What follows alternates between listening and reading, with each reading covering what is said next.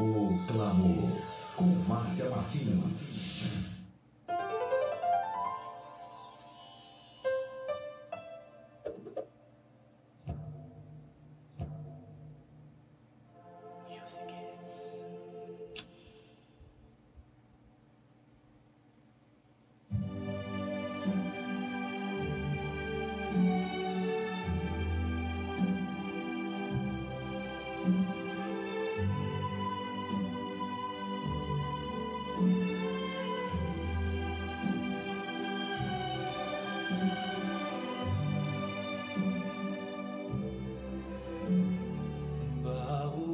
אדוני אלוהינו מלך העולם, אשר ברא ששון ושמחה, חתן וכלה, גילה ורינה, דיצה וחדווה, אור יישמע בהרי יהודה ובחוצות ירושלים.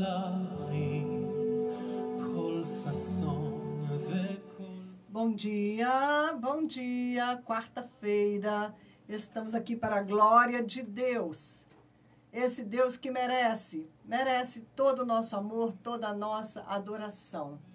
Eu quero agradecer ao Senhor por esse feriado, maravilhoso, foi um tempo maravilhoso, um tempo de estar com o Senhor, de desfrutar da paz e da comunhão com meu Senhor Jesus Cristo.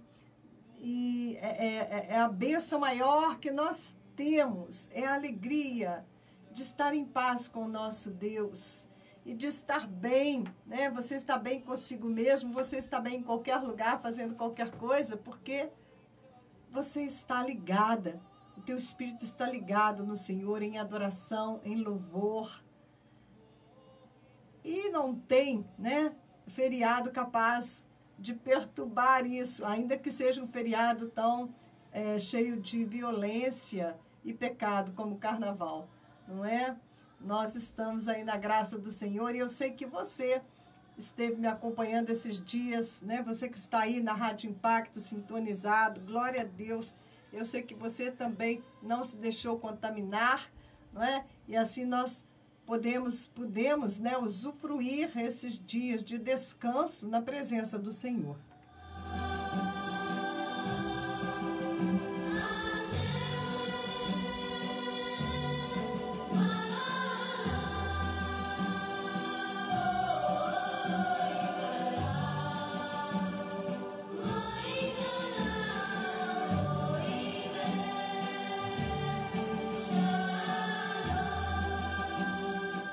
Estamos aguardando a volta do nosso noivo, então nós não temos atenção para outra coisa, senão preparar as nossas vestiduras e nos ataviar para esperar o nosso amado, porque nós temos da parte dele a promessa de vida eterna, de vida abundante, de ressurreição, não é? As promessas que nós temos faz com que a gente viva de maneira diferente, que a gente olhe para o alto, que a gente já comece desde agora, a imaginar a vida maravilhosa que nós vamos ter na eternidade, no reino de Deus.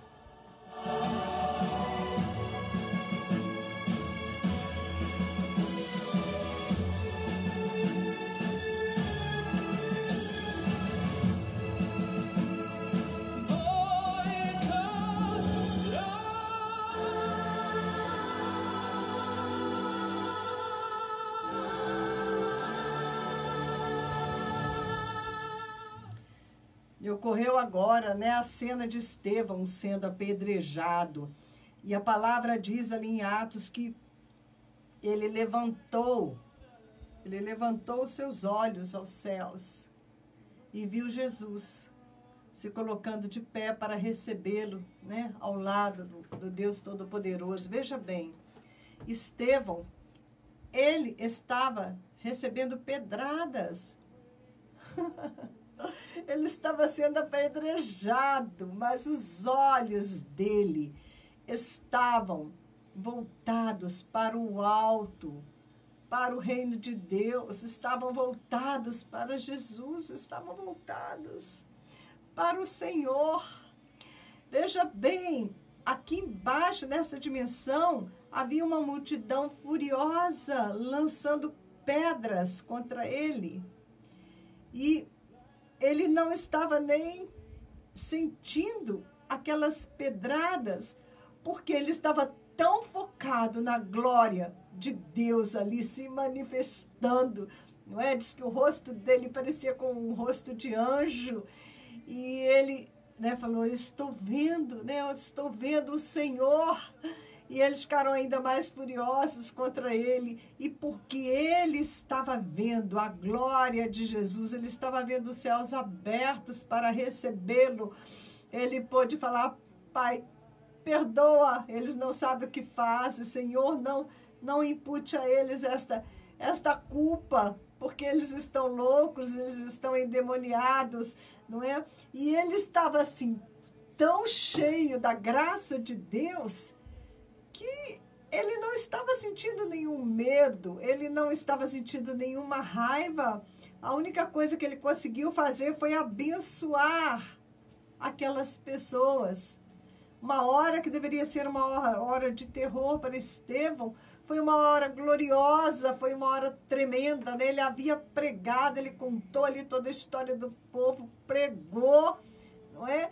E no momento seguinte que ele estava sendo apedrejado, aquilo para ele não fazia nenhuma diferença, aquilo não estava afetando Estevão, porque os olhos dele estavam colocados na eternidade, ele estava contemplando a glória do Senhor, e a palavra diz que ele adormeceu aqui nessa terra para despertar já ali nos braços do Senhor. Veja bem essa cena, é assim que nós temos, né, que viver com os nossos olhos já lá na glória, porque aí nada desta dimensão terrena, né, nenhum problema, nenhuma violência, nenhuma catástrofe, nenhuma profecia de que está tudo acabando, que está tudo desmoronando, nenhum relatório a respeito, né, desse carnaval desastroso, nenhum relatório através das nações, as bombas atômicas que estão sendo produzidas, nenhuma má notícia como, né, o anticristo está às portas, o controle já está implantado.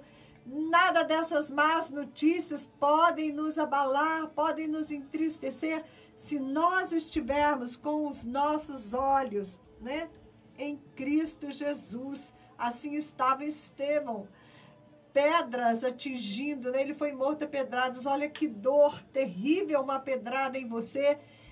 E ele não estava vivenciando aquela experiência ali. Por quê? Porque ele estava em espírito, ele estava no lugar mais alto, ele estava ligado ao trono de Deus. Então, qual é a solução para cada um dos nossos problemas? Qual a solução para cada uma das nossas tristezas?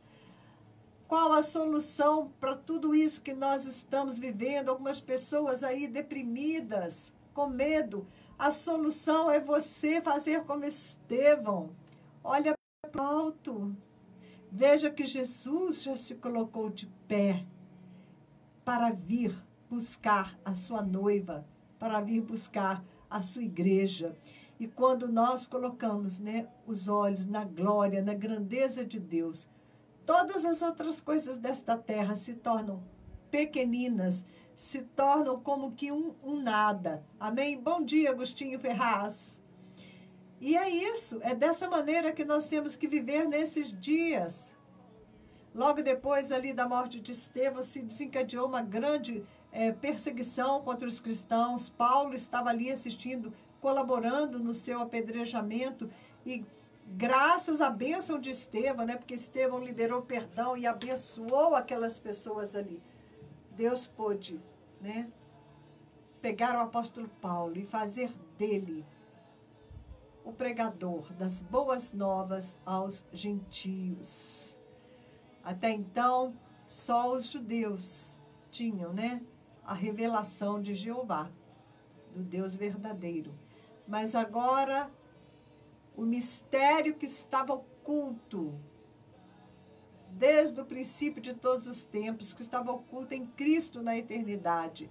O mistério foi revelado através de Paulo, de que a salvação era também para todas as nações da terra, que a cruz iria alcançar todo aquele que se arrependesse, estivesse disposto a crer em Jesus Cristo, através da fé, né? Pela graça de Deus e pela fé seriam salvos. Então, Paulo, ele é um ministro, ele é aquele que está a serviço desta revelação, que a salvação era também para os gentios. Por isso ele foi tão perseguido pelos judeus. E nós estamos, nesses dias, desenvolvendo um estudo na carta que Paulo escreveu à igreja de Éfeso. Uma obra-prima.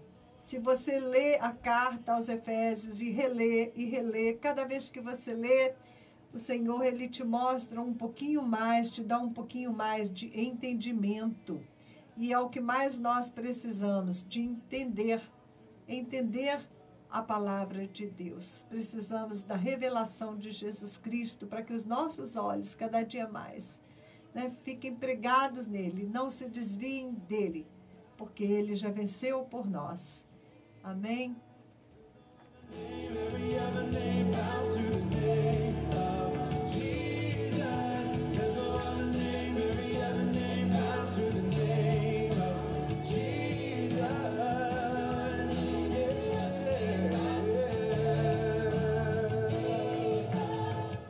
Bom dia, Josimar Costa. Pessoal chegando no Facebook. E que Deus te abençoe. Você que está em casa, no trabalho, no rádio do carro. Que Deus te abençoe.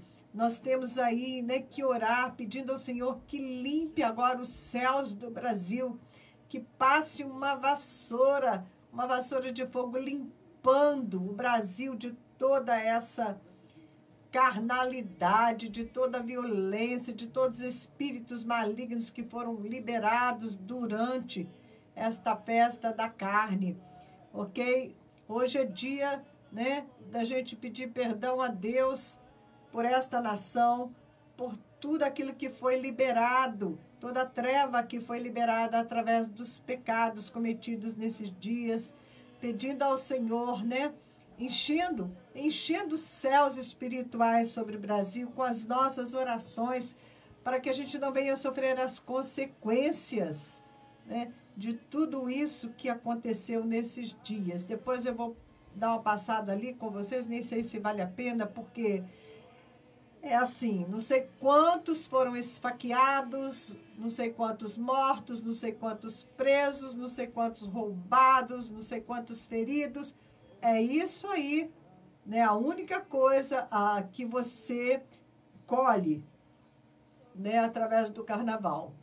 Isso é o que nós podemos falar, sobre essa folia, que folia tão maravilhosa, que as pessoas bebem e ficam de ressaca, prostituem, se arrependem, mulheres engravidam, E tudo isso que eu já falei, de mortos, esfaqueados e presos e roubados. Só coisa ruim. Será que as pessoas não veem? Será que elas não entendem que, o produto da carne, tudo aquilo que tende para a carne, resulta em morte, que nós temos que nos inclinar para o Espírito que produz vida. Bom dia, Joelson Rodrigues.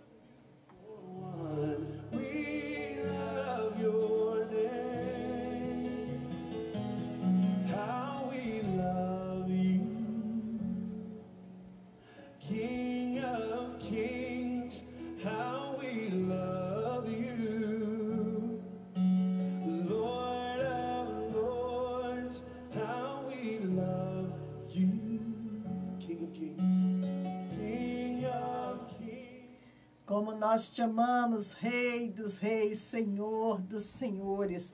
Como nós te amamos, Senhor. Como nós somos gratos porque um dia o Senhor olhou para nós com misericórdia e a tua graça salvadora nos alcançou. Salmo 118, a partir do verso 14. O Senhor é a minha força e o meu cântico, ele é a minha salvação. Alegres brados de vitória ressoam nas tendas dos justos. A mão direita do Senhor age com poder. A mão direita do Senhor é exaltada. A mão direita do Senhor age com poder. Esta mão direita do Senhor, que é Jesus. Não morrerei, mas vivo ficarei para anunciar os feitos do Senhor. Glória a Deus. Glória a Deus. Quero entrar para dar graças ao Senhor. Esta é a porta do Senhor pela qual entram os justos. A pedra que os construtores rejeitaram tornou-se a pedra angular.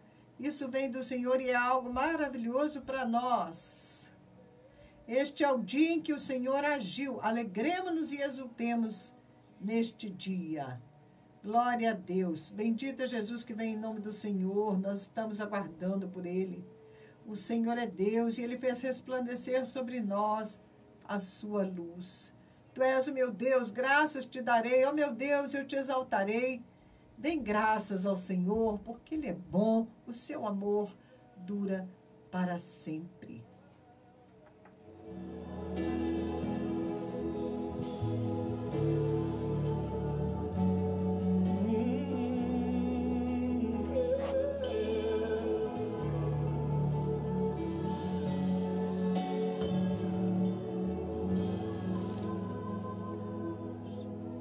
All the angels cry out, holy is the Lord God. All the earth replies. Os anjos santos cantam, Santo, Santo é o Senhor.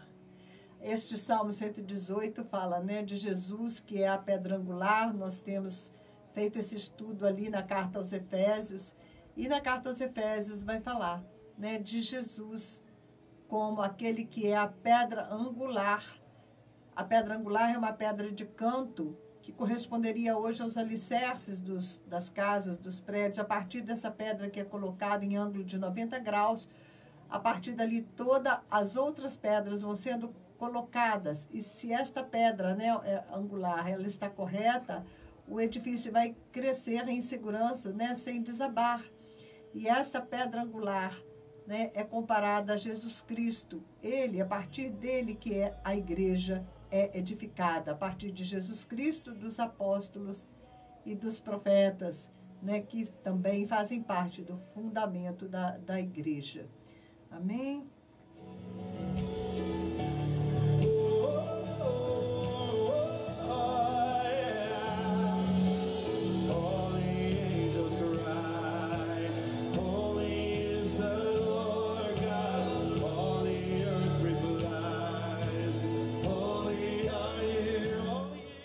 Ontem eu me lembrei de uma canção da minha época de conversão.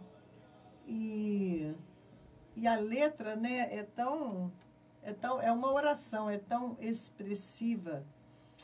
E agora acabei de me esquecer, mas agora mesmo eu vou lembrar. Ah, lembrei. É porque estava tocando outra música aqui. Eu acho que você que converteu mais tempo, você vai lembrar. É assim: Senhor, por eu te amar, eu quero ver tua vontade em mim. Me leva pra cruz, Senhor, eu quero reinar como Cristo reinou. Eu quero ver o mundo, o pecado e minhas vontades sujeito lá na cruz. Me leva pra cruz, Senhor, eu quero reinar como Cristo reinou. Às vezes a gente tem medo, né, de orar assim: Senhor, me leva pra cruz.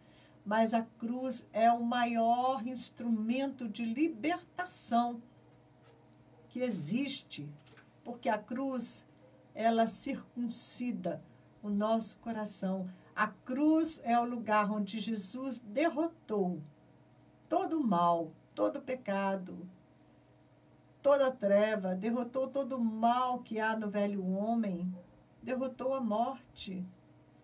Então a cruz é um instrumento de libertação. Quando a cruz age no teu coração, circuncida o teu coração, quando a cruz está agindo, quando você está orando: Senhor, me leva me leva para a cruz, você está pedindo para ser liberto. Porque a cruz é um instrumento de libertação, a cruz é um instrumento de vitória contra todo mal na sua vida. E é só passando pela circuncisão da cruz que você vai, né, passar para o outro lado, para uma vida de ressurreição.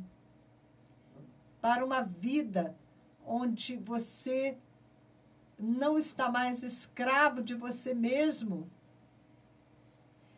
Né? Você vai ter a partir da cruz, quando você entrega a sua vida para Jesus, você passa a ter um grande débito com Ele, uma dívida muito grande, porque Ele morreu por você. Ele pagou a sua dívida no seu lugar, Ele morreu no seu lugar. E como você não tem como pagar esta dívida, acontece da mesma maneira, né, que acontecia nos tempos do Antigo Testamento, quando a pessoa ela tinha um débito e ela não tinha como pagar, ela era feita escrava do seu devedor, não é? E como, então ela ia trabalhar como escrava, era trabalho escravo para pagar a dívida que ela tinha contraído. Pagava com a sua própria vida, com o seu próprio trabalho. Ela se tornava propriedade do outro. Assim também, quando a gente recebe o sacrifício de Jesus nas nossas vidas, nós não temos como pagar tão grande salvação. Não temos como retribuir o que Jesus fez por nós. E assim nós deixamos de ser escravos de Satanás, escravos do pecado, e nos tornamos escravos de Jesus Cristo. Porque antes nós, né, tínhamos um dono que era Satanás. Quando Jesus nos comprou para Ele, nós passamos a ser propriedade de Jesus.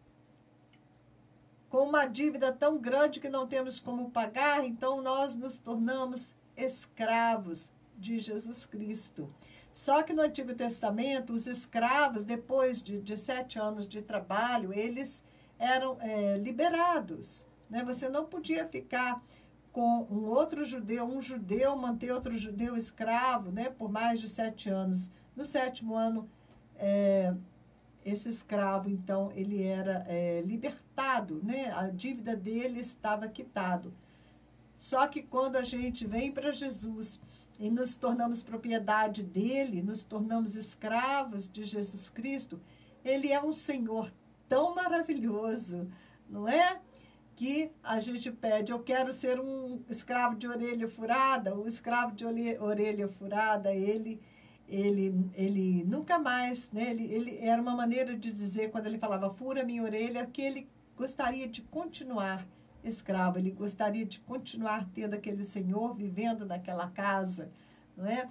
Mas mais que um escravo de orelha furada, ele nos transformou em filhos e filhas.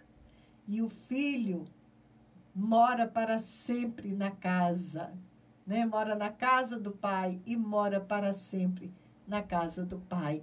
E nós somos filhos e filhas, morando, né? Habitando na presença do nosso Deus, enquanto Ele habita também conosco, né? Dentro de nós. É lindo, né?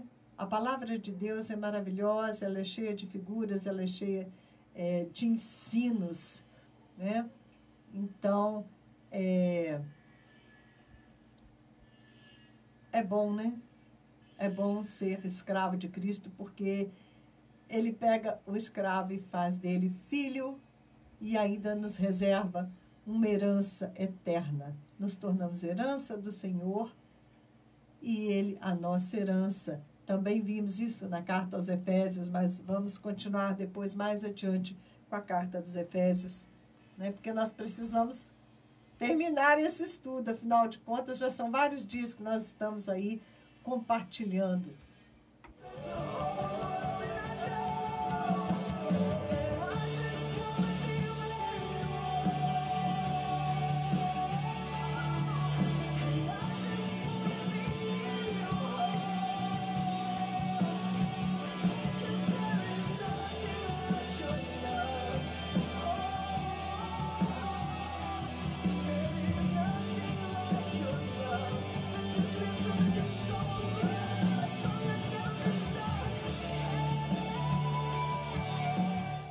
dia, Joel. Eu já te cumprimentei.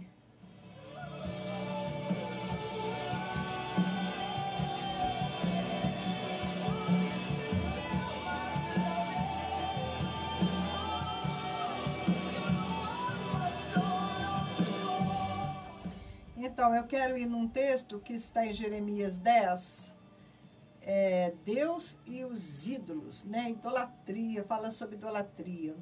Ouçam o que o Senhor diz a vocês, ó comunidade de Israel, assim diz o Senhor.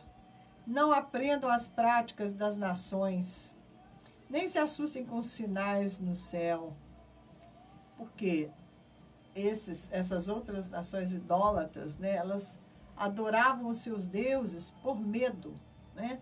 Eu estava conversando com a pastora Mona, ela se converteu aos 16 anos de idade. Pastora Mona, né, é a que toca o projeto Asra ao sul de Delhi, o nosso projeto de que resgata as crianças dos lixões, né?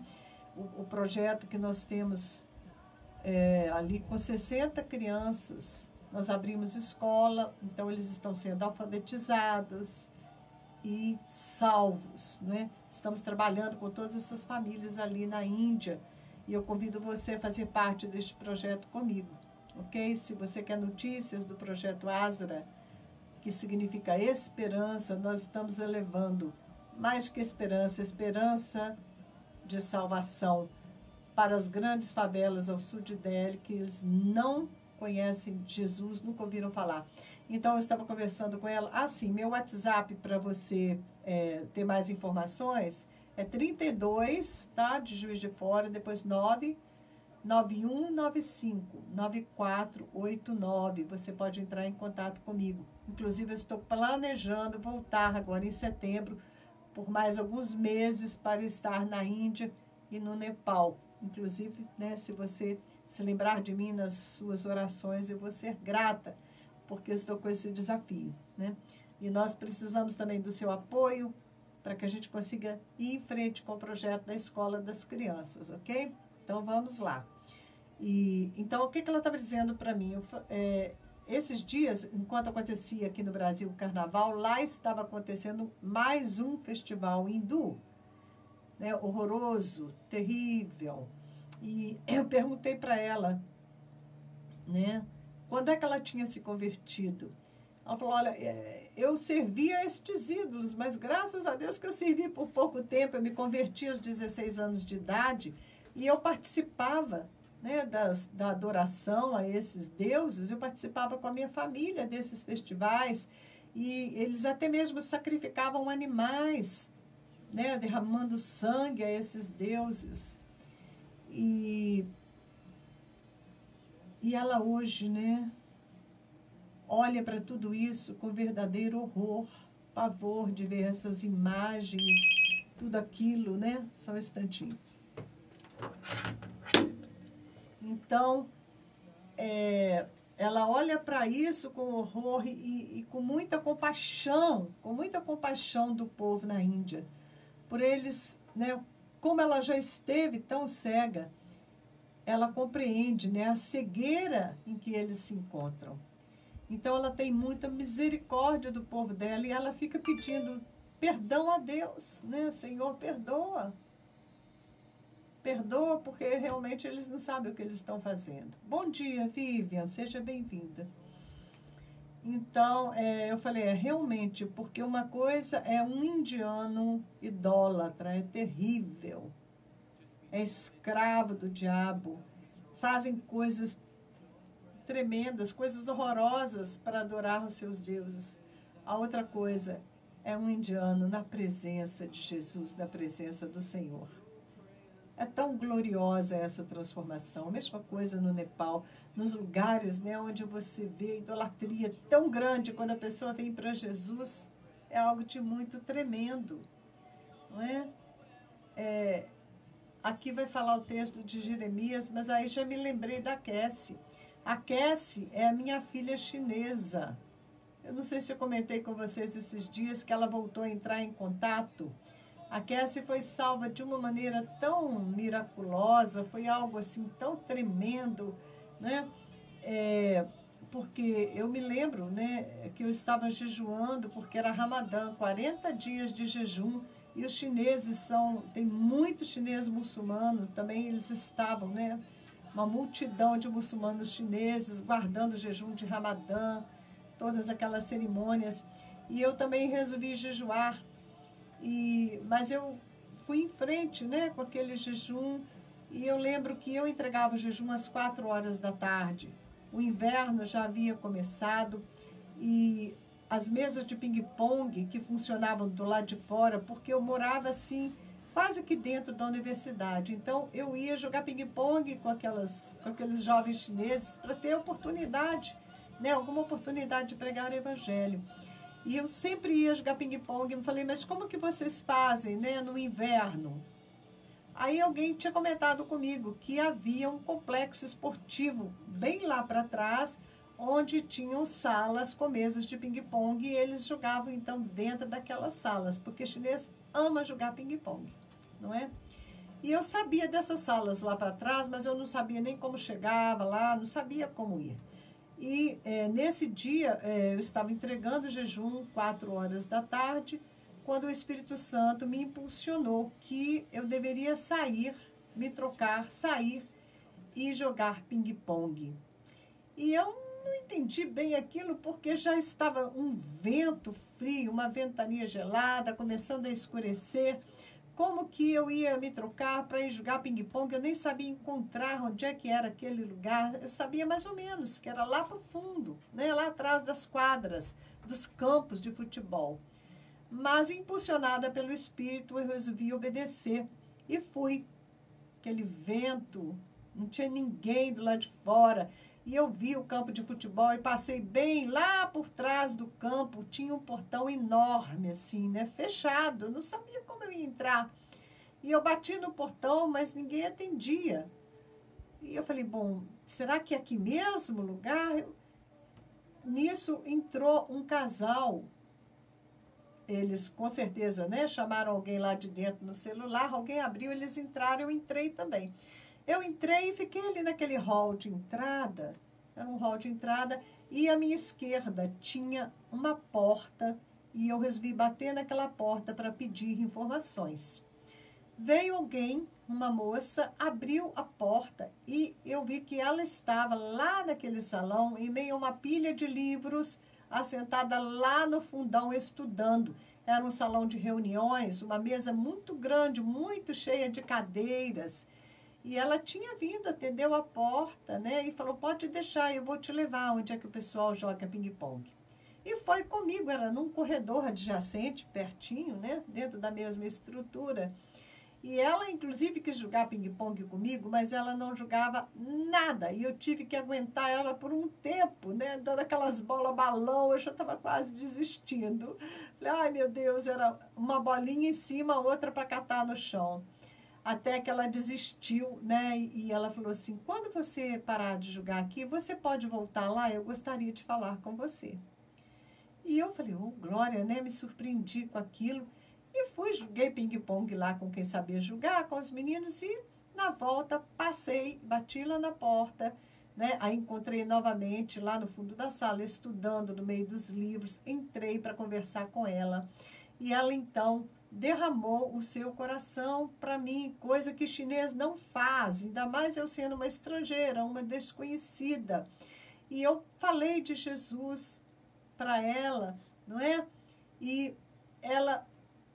Uma jovem universitária, ela tinha terminado a sua universidade, tinha voltado para a casa dos pais, mas os pais ali não tinham casa, eles moravam ali em frente àquela porta, numa sala, né? Ali eles dormiam, comiam, faziam tudo naquela sala, porque tomavam conta ali do complexo esportivo do colégio.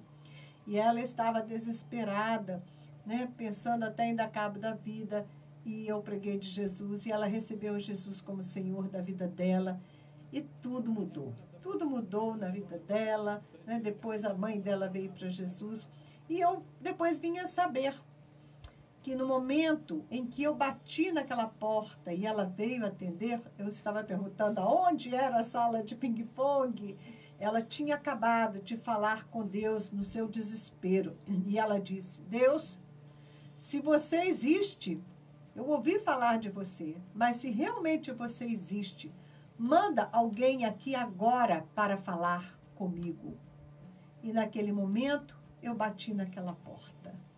Olha que testemunho lindo, maravilhoso. Quer dizer, graças à minha obediência, porque foi uma coisa, eu falei, está escurecendo, está esfriando, está tarde, acabei de entregar o meu jejum, vou procurar um lugar que eu não sei onde é, né, sozinha. Mas eu fui em obediência ao Senhor.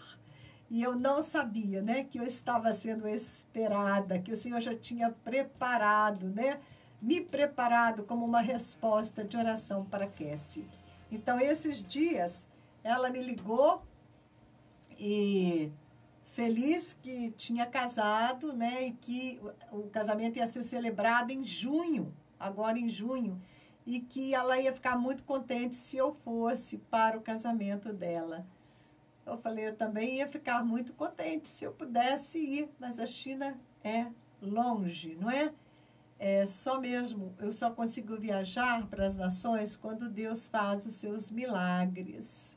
E eu estou realmente aguardando um de seus milagres, né, para o final de setembro, para que eu retorne à Índia e ao Nepal. Mas a China não está no meu roteiro, embora eu gostaria. Eu vou subir.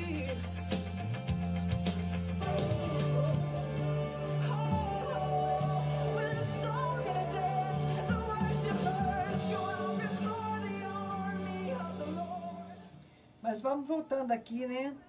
Olha só, eu já vi que eu não vou conseguir acabar o estudo de Efésios hoje, porque eu quero compartilhar Jeremias 10. Não aprendam as práticas das nações, nem se assustem com os sinais no céu, embora as nações se assustem com eles. Ok? E é isso que eu estou falando, né? Comecei o programa falando, né, de Estevão, olhando para o céu, sendo apedrejado, né, e vivendo o momento mais glorioso da vida dele, né, entrando na glória, vendo ao Senhor de pé vindo recebê-lo. Então, nós não temos que nos abalar, né, com todos os sinais que nós estamos vendo. Os costumes religiosos das nações são inúteis. Corta-se uma árvore da floresta, um artesão a modela com seu formão, enfeita-na com prata e ouro, prendendo tudo com martelos e pregos para que não balance. Como um espantalho numa plantação de pepinos, os ídolos são incapazes de falar e têm que ser transportados porque não conseguem andar. Não tenham medo deles, pois não podem fazer nem mal nem bem. Não há absolutamente ninguém comparável a ti, ó Senhor. Tu és grande, grande é o poder do teu nome. Quem não te temerá, ó Rei das Nações? Esse temor te é devido entre todos os sábios das nações e entre todos os seus reinos. Não há absolutamente ninguém comparável a ti. Esse é o nosso Deus.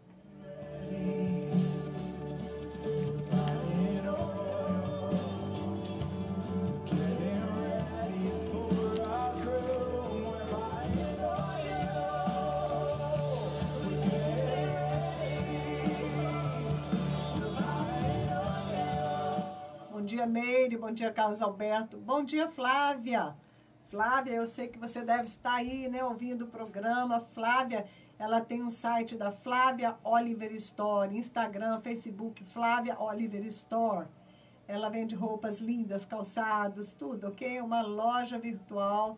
Você pode visitar e se você gostar de alguma coisa, ela leva até você, ok? Flávia Oliver Store.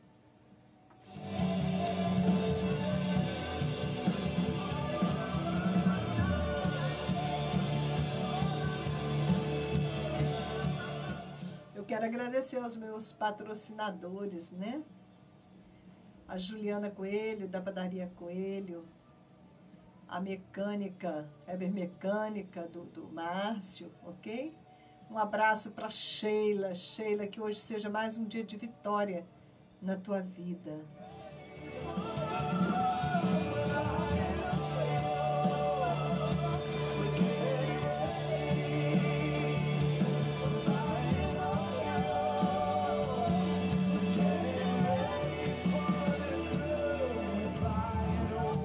Eu sei que não vai dar tempo de terminar, mas vamos avançando um pouquinho mais no livro de Efésios. Livro maravilhoso, né? É tremendo, né? O que nós já viemos compartilhando até aqui, como que o pai escolhe a noiva para o seu filho e a graça dele nos alcança, porque nós somos como uma Raabe que foi alcançada pela graça de Deus. Mas vamos aqui para o capítulo 3 de Efésios, o apóstolo dos gentios. Paulo diz assim: por esta razão eu oro, eu, Paulo, prisioneiro de Cristo Jesus, em favor de vocês, gentios. Certamente vocês ouviram falar da responsabilidade imposta a mim em favor de vocês, pela graça de Deus, isto é, o ministério que me foi dado a conhecer por revelação, como já lhes escrevi em poucas palavras. Ao lerem isso, vocês poderão entender a minha compreensão do mistério de Cristo. Esse mistério não foi dado a conhecer aos homens de outras gerações, mas agora foi revelado pelo Espírito aos santos apóstolos e profetas de Deus, significando que, mediante o Evangelho, os gentios são co-herdeiros com Israel, membros do mesmo corpo e coparticipantes da promessa em Cristo Jesus.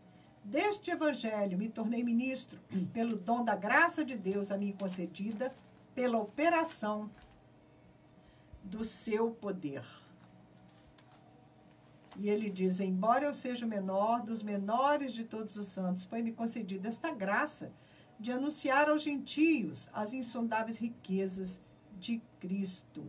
Bom, e aí vai para adiante, né? Não dá para parar, você não consegue parar a leitura, né? Mas vamos fazer um comentário aqui de Efésios 3:3.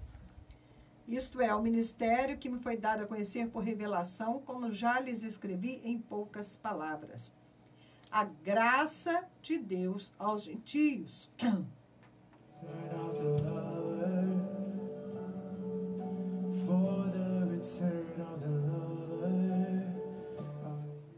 A graça de Deus aos gentios, pois, segundo uma revelação que foi dada ao apóstolo Paulo, né, ele teve conhecimento do mistério de Cristo, que agora, né, foi revelado aos seus santos, apóstolos e profetas no Espírito, a saber, que os gentios são co-herdeiros, membros do mesmo corpo e coparticipantes da promessa em Cristo, por meio do Evangelho das insondáveis riquezas de Cristo. Paulo, ele estava pagando o preço de levar essa salvação até os gentios, enfrentando a ira dos judeus, que na verdade, né, era a ira do diabo, do próprio diabo que Paulo estava enfrentando.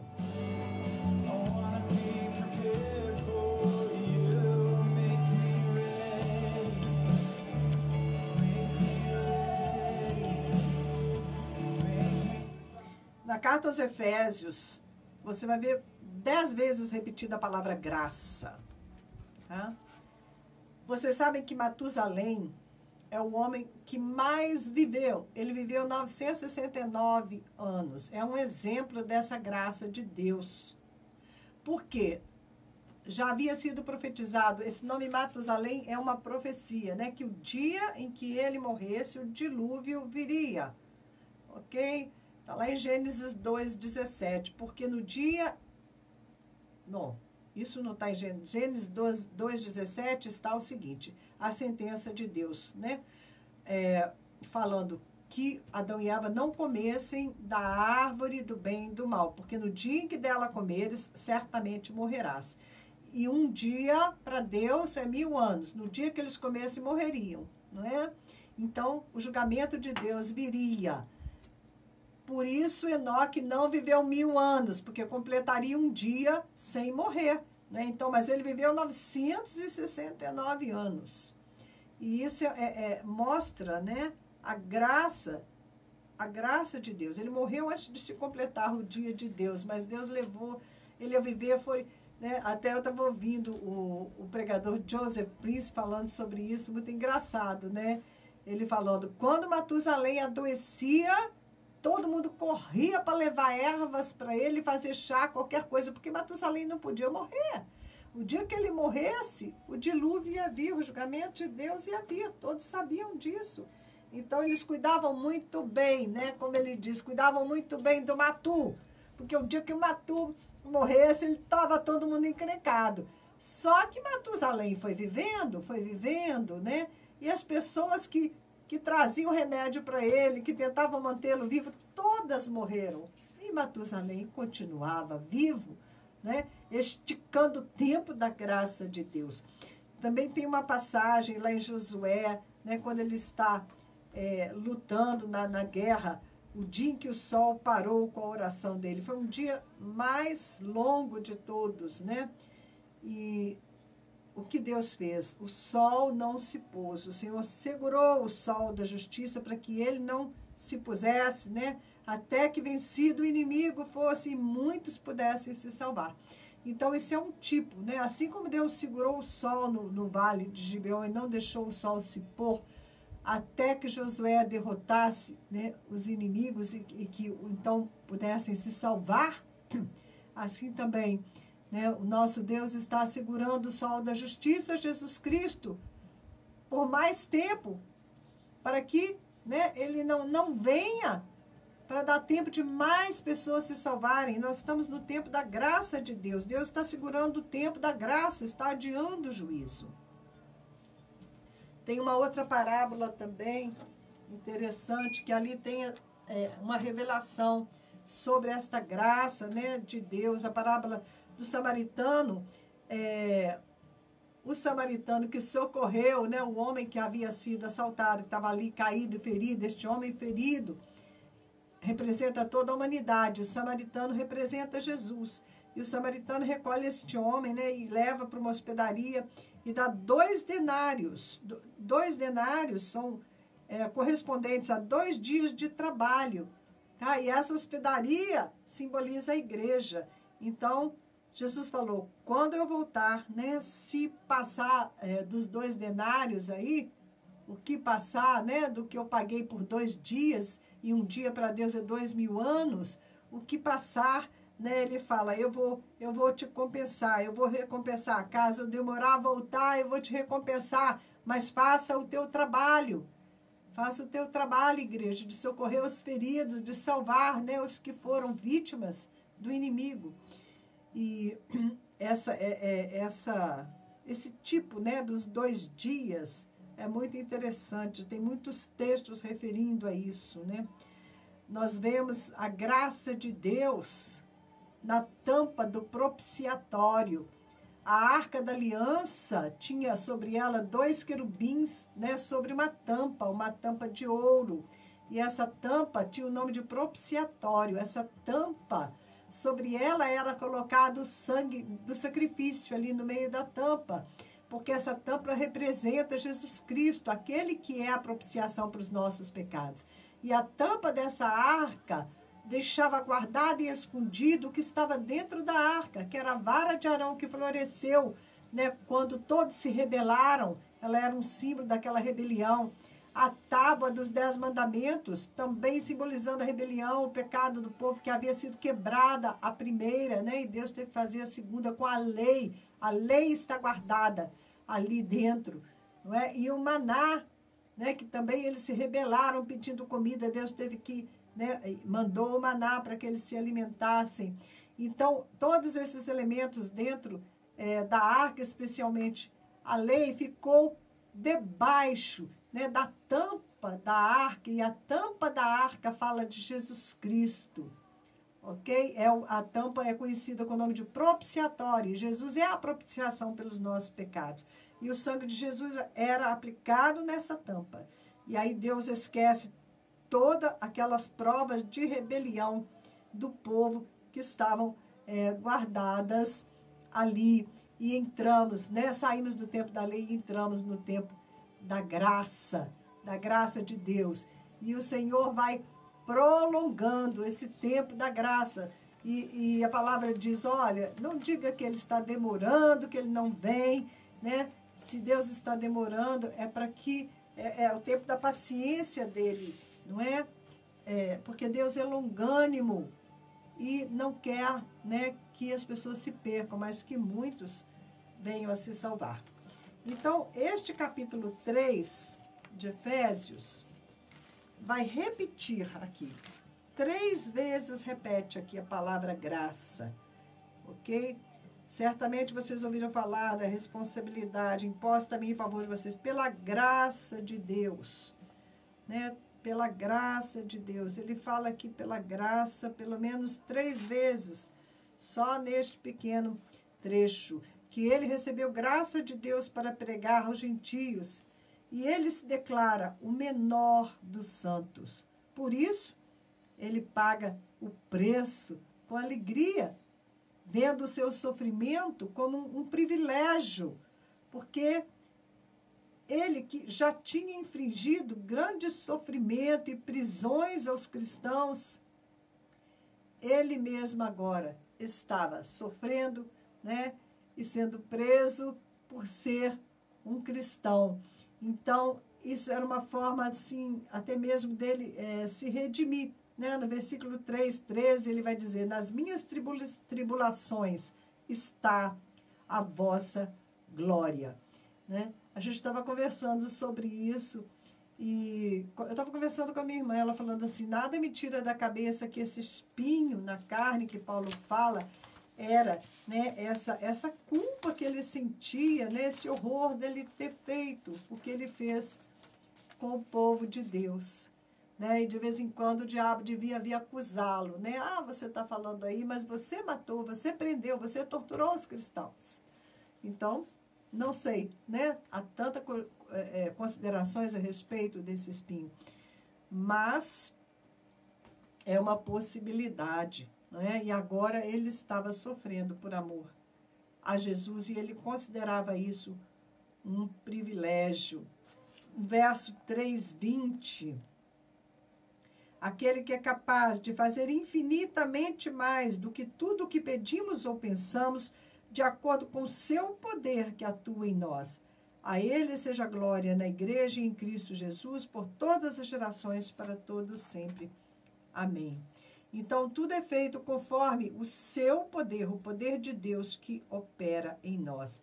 E que é este poder de Deus que opera em nós? Isto é, o Espírito Santo. Ok? O Espírito Santo. Então, aqui, quando diz que ele é capaz de fazer infinitamente mais do que pedimos, pensamos, de acordo com o poder que atua em nós, é de acordo com o Espírito Santo de Deus que habita em nós, porque ele é o dinamis, ele é o poder de Deus que atua em nós. Então, de acordo com a atuação do Espírito Santo em mim e em você, é que Deus vai operando, né, todas as coisas. O Espírito Santo é aquele que sabe orar e pedir muito melhor do que nós. E só ele pode nos levar à revelação, só o Espírito de Deus pode nos revelar, né? Nos levar à revelação de quem é Jesus Cristo. E nos revelar Jesus Cristo em todas as dimensões do seu amor, todas as dimensões do amor do Senhor, que é o que ele fala no versículo anterior, né? Essa oração maravilhosa de Efésios. Oro para que, com as suas gloriosas riquezas, nos fortaleça no íntimo do ser com poder por meio do seu Espírito, para que Cristo habite no coração de vocês mediante a fé. E oro para que, estando arraigados e alicerçados em amor, vocês possam, juntamente com todos os santos, compreender a largura, o comprimento, a altura e a profundidade, e conhecer o amor de Cristo, que excede todo conhecimento, para que vocês sejam cheios de toda a plenitude de Deus. Então, é o Espírito do Senhor, que é este poder que opera em nós, que vai nos revelar quem é Jesus Cristo e cada uma dessas dimensões do amor de Jesus. Se é que o amor pode ter, né, alguma dimensão, né? Ele colocou aqui que todas as dimensões que nós conhecemos nesta terra, né, elas não são suficientes para dimensionar o amor de Jesus para conosco.